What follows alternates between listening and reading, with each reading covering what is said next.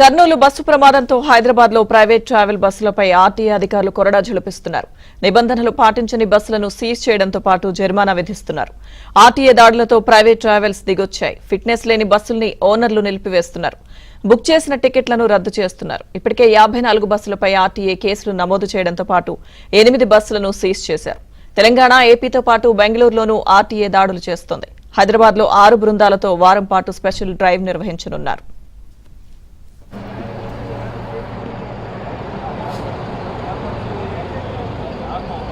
తెచ్చుకోవాల్సిందే.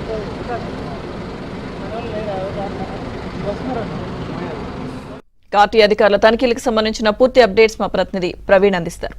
ప్రవీణ్, ప్రస్తుతం తెలంగాణతో పాటు ఏపీ, మరోవైపు బెంగళూరులో కూడా పూర్తి స్థాయిలో ఆర్టీఏ అధికారులు ఏకకాలంలో సోదాలు కొనసాగిస్తున్నారు. కర్నూలు సంఘటన తర్వాత 3 రాష్ట్రాలకు సంబంధించినటువంటి అధికారులు అప్రమత్తం అవడం జరిగింది. ఇక మరోవైపు ఎప్పుడైతే ఆ అధికారులు ఆయా బస్సులన్నింటినీ కూడా సీజ్ చేస్తున్నారు, ఎందుకంటే నిబంధనలు పాటించినటువంటి బస్సులపైన పెనాల్టీ విధిస్తున్నారు. మరోవైపు ఫిట్నెస్ లేనటువంటి బస్సులను కూడా పూర్తి స్థాయిలో సీజ్ చేసినటువంటి పరిస్థితి కనపడుతుంది.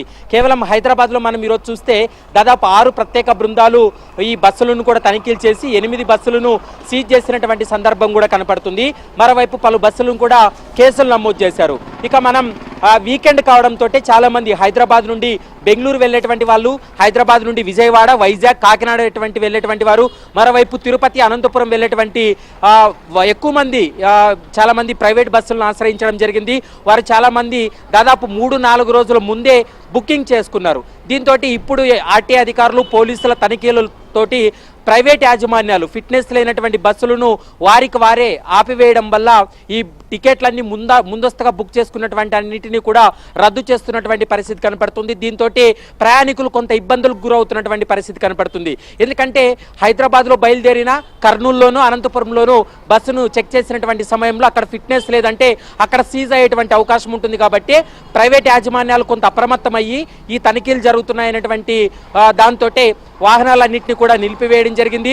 ముందస్తుగా ఇప్పటికే బుకింగ్లన్నీ కూడా నిలిపివేసినటువంటి పరిస్థితి కనపడుతుంది. ముందస్తు టికెట్లన్నీ కూడా రద్దు చేయడంతో ఇప్పుడు ఆర్టీసీకి గిరాకీ పెరిగిందనేది కూడా మనకు స్పష్టంగా అర్థమవుతుంది. చాలామంది టికెట్లు రద్దు కావడంతో ఎక్కువగా ట్రైన్స్లో ప్రయాణానికి కూడా వాళ్ళు వెళ్తున్నటువంటి పరిస్థితి ఉంది. మరోవైపు ఆర్టీసీ బస్సుల్లో కూడా బుక్ చేసుకుంటున్నటువంటి పరిస్థితి స్పష్టంగా కనపడుతుంది. ఇక కర్నూలులో జరిగినటువంటి రోడ్డు ప్రమాదం, బస్సు ప్రమాదం తర్వాత తెలంగాణలో కావచ్చు, ఏపీలో ఈ 2 రాష్ట్రాల్లో కూడా వారం రోజుల పాటు స్పెషల్ డ్రైవ్ నిర్వహించాలంటూ కూడా రోడ్డు రవాణా శాఖ అధికారులు ఒక కీలక నిర్ణయం తీసుకోవడం జరిగింది.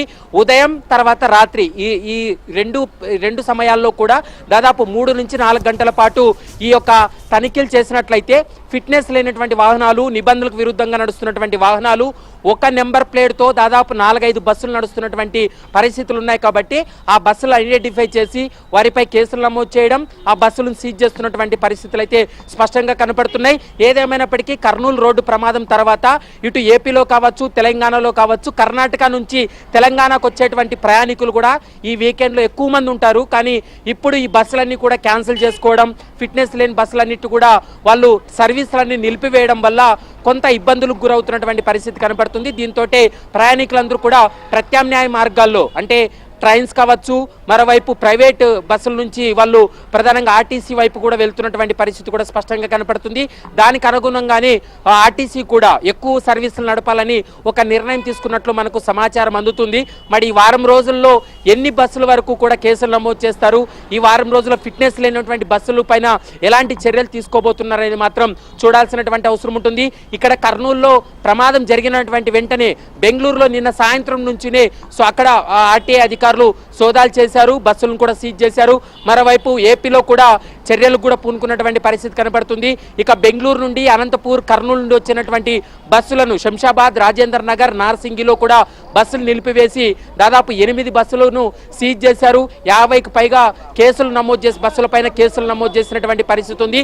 మొత్తం హైదరాబాద్లోనే దాదాపు 6 టీములుగా విడిపోయి ఈ యొక్క బస్సులను కూడా పూర్తి స్థాయిలో తనిఖీలు చేసినటువంటి పరిస్థితి అయితే కనపడుతుంది.